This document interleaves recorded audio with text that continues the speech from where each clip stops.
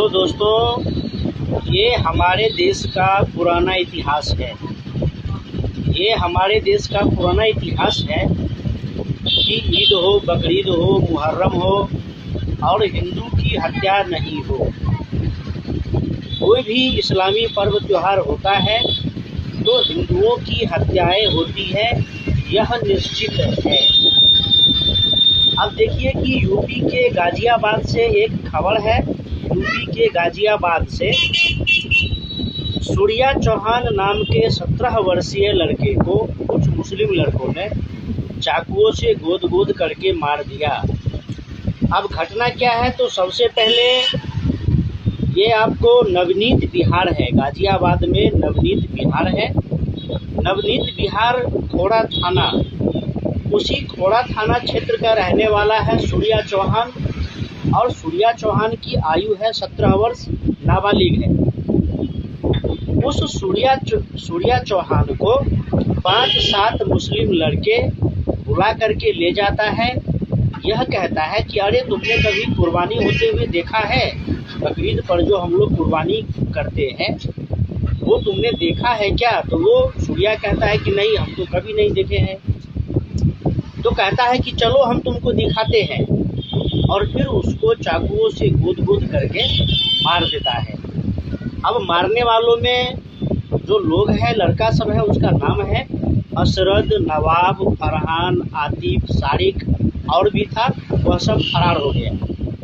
तो अब सोचिए मित्रों कि एक 17 वर्षीय हिंदू लड़के का हत्या कर दिया जाता है, और जो सूर्या का भाई है, सूर्या की माँ है, वह मीडिया कर्मियों को सारा कहानी बता रही थी कि सूर्या बगल के ही एक स्कूल के पास खड़ा था, उस गली में खड़ा था।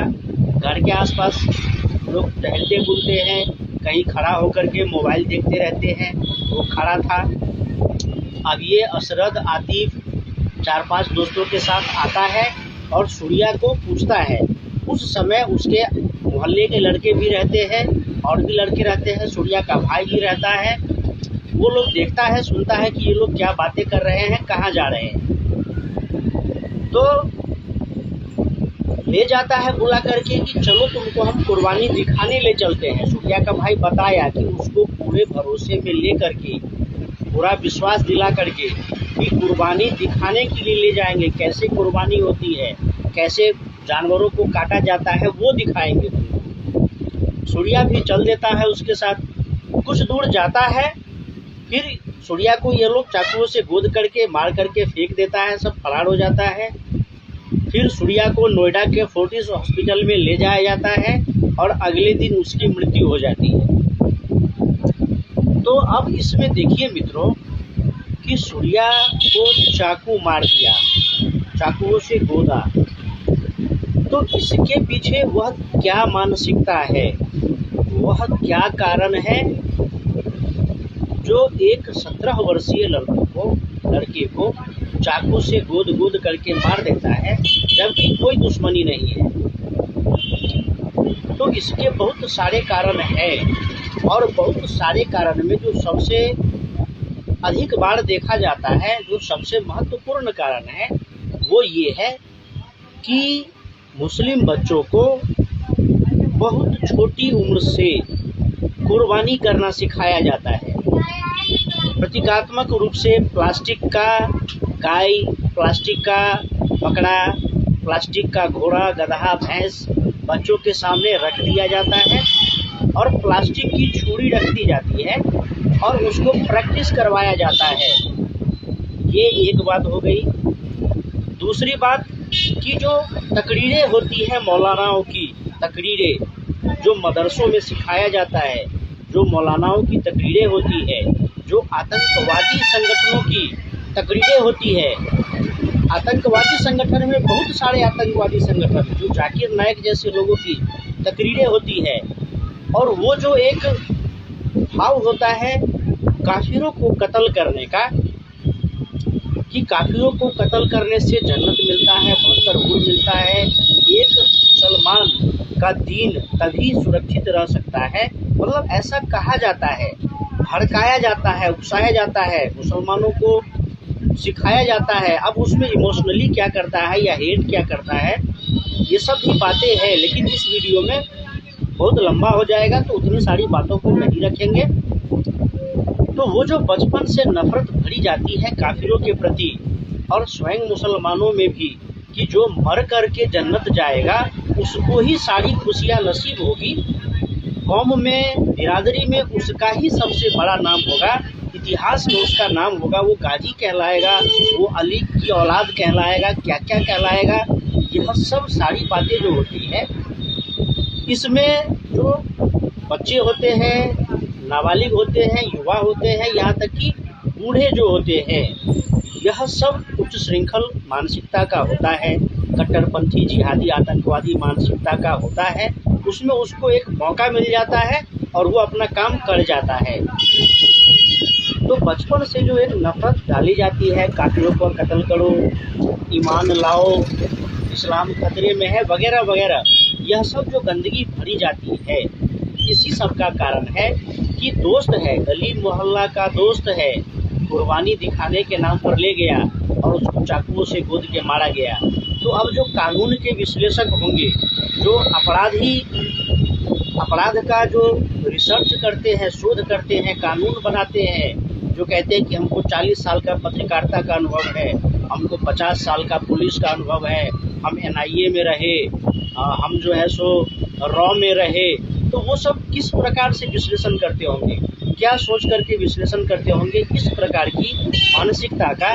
जब राह चलते कोई किसी लड़की का पेट फाड़ देता है, जब सड़क चलते कोई किसी का गला काट देता है, कोई कुर्बानी दिखाने के बहाने ले जाता है, गला काट देता है, कोई नौकरी दिलवाने के नाम पर ले जाता है, गला काट देता है, निकता श्रद्धा तोमर, निकता श्रद्धा जैसी और इतने लाखों करोड़ों लव जिहाद, जमीन जिहाद, हत्याएं, दंगा, बलात्कार, ब्लैकमेलिंग, यह सब जो देश में घटनाएं हो रही है, तो कहाँ तक हम इस सब चीज़ों का विश्लेषण करेंगे, बुद्धिजीवी बने रहेंगे और सब अपना रूटीन वर्क करते रहेंगे। यह तो नियति है, यह तो चलता ही रहता है। साल में कोई ऐसा पर्व त्योहार नहीं होता जब हिंदू नहीं मारे जाते हैं, हिंदुओं के पूजा पंडालों पर पत्थरबाजी नहीं होती है। तब तो ये सूरज चौहान तो चला गया इस दुनिया से, सूरज चौहान को मार दिया गया, तरुण को मारा गया, चंदन गुप्ता, कमलेश तिवारी, कन्हैया लाल, ऐसे लंबे लिस्ट बनते चले जाते हैं, लंबी घटनाओं की लिस्ट बनती चली जाती है। अदालतों में, मीडिया में, पुलिस में सबको काम मिला रहता है, काम मिलता ही रहता है।